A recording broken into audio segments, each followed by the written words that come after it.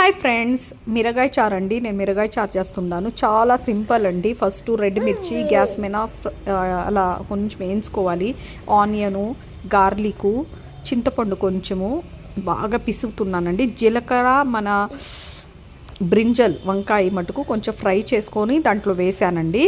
ఎందుకంటే వంకాయ పొడిదబ్బ అంటారు, వంకాయ పొడిదబ్బ కూడా రెడీ అవుతుంది. అందులో మిరగాయ చారులో కూడా కొంచెం వేసేసాను. చాలా రుచిగా ఉంటుందండి. సాల్ట్ వేయాలా, అంత ప్రొసీజర్ చూపించలేదండి, కానీ లాస్ట్లో కొబ్బరి కారం వేసాను. చాలా బాగుందండి. వంకాయలో నేను సంగటికి ప్రిపేర్ చేస్తున్నాను. ఫస్ట్ రైస్ బాగా ఉడకబెట్టుకోవాలి.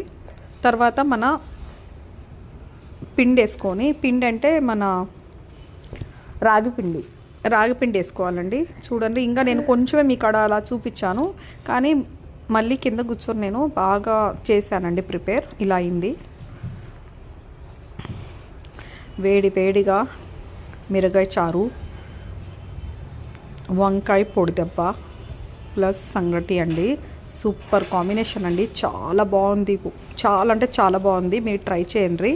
సూపర్ అంటే సూపరు. ఓకే అండి, బాయ్. నా వీడియోస్ నచ్చితే లైక్ చేయండి, షేర్ చేయండి, సబ్స్క్రైబ్ చేసుకోండి. Okay, bye.